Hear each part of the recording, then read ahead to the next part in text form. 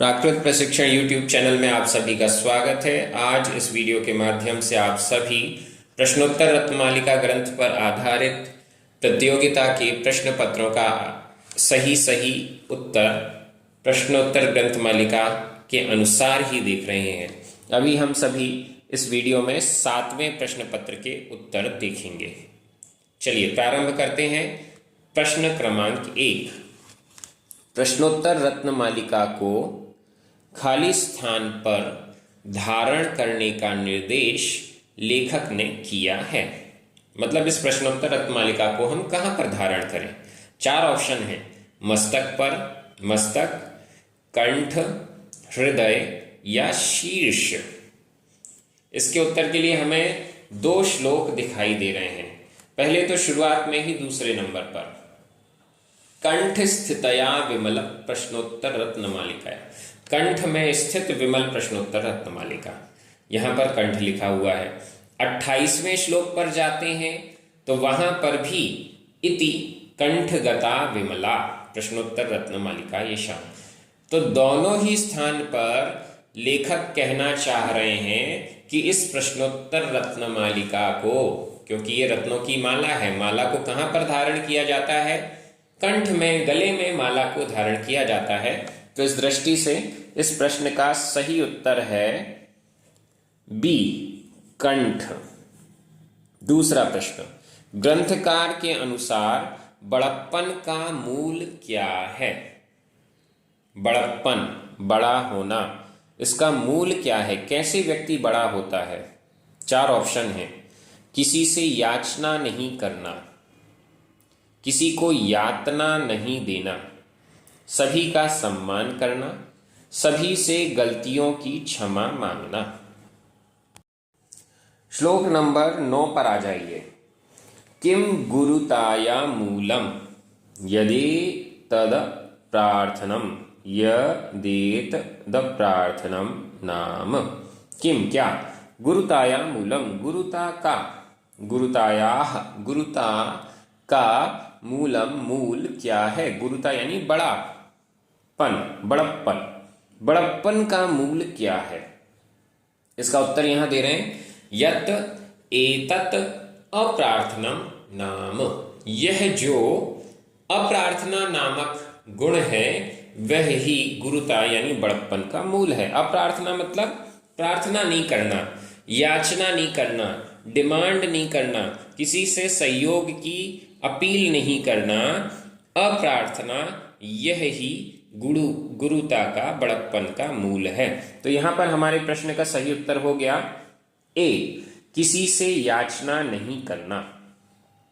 प्रश्न क्रमांक 3, जो पाप कार्यों से दूर करे उसे क्या कहते हैं। 4 ऑप्शन हैं, राजा, रक्षक, न्यायाधीश, मित्र। श्लोक क्रमांक 14 पर पहुंचिए। किम मित्रम यन्निवर्तयति पापात्। किम मित्रम, मित्रम किम, मित्र कौन है। उत्तर दिया जा रहा है यन्निवर्तयति पापात्, यत् जो निवर्तयति लौटाता है, दूर करता है, पापात् पाप से, जो पाप से दूर करता है, पाप से हमको बचाता है, वह मित्र है। तो यहां पर इस प्रश्न का सही उत्तर है डी, मित्र।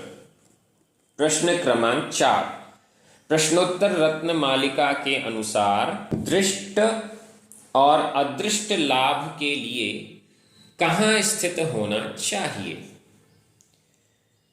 4 ऑप्शन है, व्यापार के मार्ग में, वैराग्य के मार्ग में, न्याय के मार्ग में या संसार के मार्ग में। दृष्ट और अदृष्ट लाभ की प्राप्ति कौन से मार्ग में हमको हो सकती है, यह प्रश्नोत्तर रत्नमालिका में देखते हैं। श्लोक क्रमांक 23, यहां पर लिखा है, क्व स्थातव्यम न्याये पथि दृष्टादृष्ट लाभाय। क्व स्थातव्यम, कहां पर स्थित होना चाहिए। दृष्टादृष्ट लाभाय, दृष्ट और अदृष्ट लाभ के लिए। जो दिखाई दे रहे हैं वो दृष्ट लाभ, जो दिखाई नहीं देते परलोक में हमको मिलते हैं वो अदृष्ट लाभ। दिखने और नहीं दिखने वाले लाभ की प्राप्ति के लिए कहाँ स्थित होना चाहिए? उत्तर मिल रहा है न्याय्य पथि, न्याय के पथ पर, न्याय के पथ पर, न्याय के मार्ग में। तो हमारा इस प्रश्न का सही उत्तर हुआ सी, न्याय के मार्ग में। पांचवा प्रश्न, सामर्थ्यवान के लिए क्या प्रशंसनीय है? सामर्थ्यवान व्यक्ति क्या करेगा तो उसकी प्रशंसा होगी? 4 ऑप्शन है, धन, बल, सहनशीलता और यौवन। श्लोक क्रमांक 25। इस पूरे श्लोक में बहुत अच्छा वर्णन है। किम शौच्यम कार्पण्यम सति विभव। विभव होने पर, धन संपत्ति होने पर भी दुख खेद जनक है कृपणता, कंजूसी। और विभव होने पर प्रशस्त क्या है, प्रशंसनीय क्या है? उदारता। तनुतर वित्त होने पर, कम वित्त होने पर क्या प्रशंसनीय है? तो भी उदारता। और अब हमारे प्रश्न का उत्तर यहां मिलेगा, प्रभु विष्णोः यत् सहिष्णुत्वम्। प्रभु विष्णु होने पर, समर्थ होने पर क्या है प्रशंसनीय? तो उसका उत्तर है सहिष्णुत्वम्, सहिष्णुता। सहिष्णुता यानी सहनशीलता। सामर्थ्य है और फिर भी हम सहनशील हैं तो वह प्रशंसनीय है। हमारे पास सामर्थ्य है कि हम सामने वाले का कुछ बिगाड़ सकते हैं, फिर भी हम सहन कर लें उसको, तो वह हमारी सहनशीलता प्रशंसनीय होती है। तो यहां पर उत्तर है सी, सहनशीलता।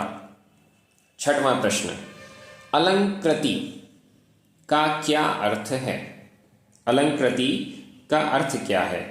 उत्तर के लिए 4 ऑप्शन है, पुरस्कार, आभूषण, वस्त्र, स्वर्ण।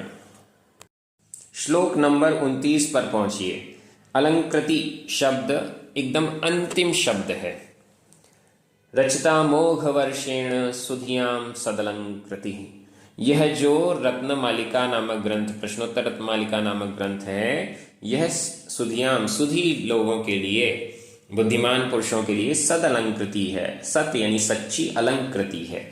यहां अलंकृति का अर्थ है आभूषण, सच्चा आभूषण है जिसे वो अपने कंठ में धारण करे। इस दृष्टि से इस प्रश्न का सही उत्तर है बी, आभूषण। 7वां प्रश्न, निम्न में से कौन अंधा है?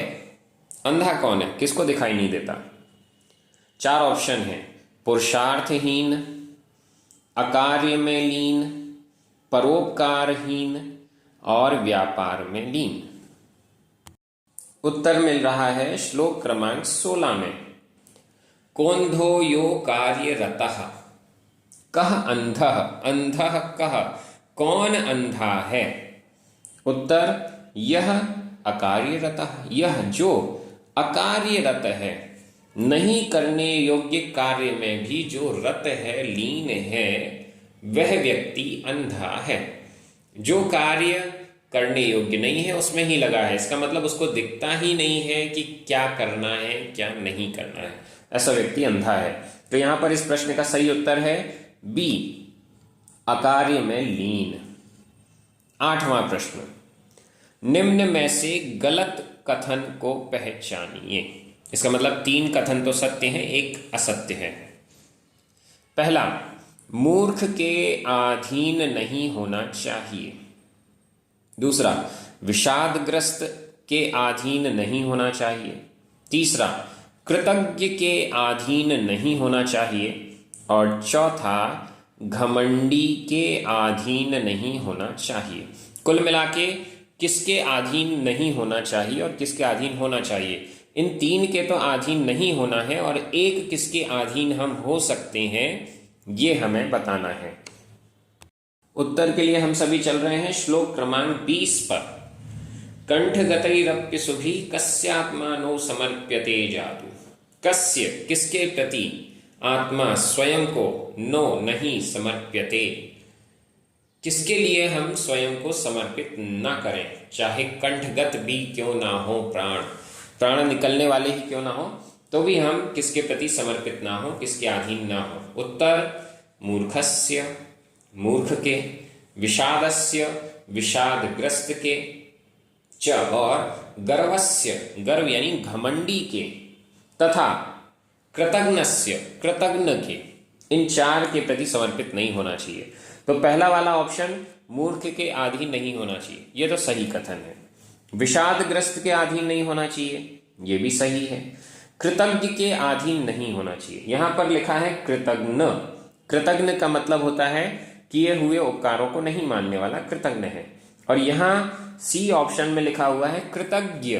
कृतज्ञ का मतलब होता है जो किए हुए उपकार को याद रखता है, तो ये तो डिफरेंट हो गया। और डी घमंडी के अधीन नहीं होना चाहिए, गर्वस्य, गर्व यानी घमंड, घमंडी के अधीन नहीं होना चाहिए, सही है। तो हमारा गलत कथन है सी, कृतज्ञ के अधीन नहीं होना चाहिए, ये गलत कथन है। तो इस प्रश्न का सही उत्तर हुआ सी, कृतज्ञ के अधीन नहीं होना चाहिए। 9वां प्रश्न, अभ्युद्यत का क्या अर्थ है? अब ये अभ्युद्यत शब्द हमें प्रश्नोत्तर रत्नमालिका में खोजना पड़ेगा। 4 ऑप्शन है, सतत, तत्पर, शीघ्र और कल्याण। यह शब्द हमको मिल रहा है श्लोक क्रमांक 3 में।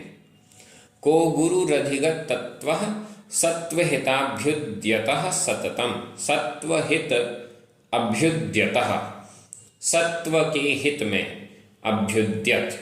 प्रश्न है को गुरु, गुरु कौन है?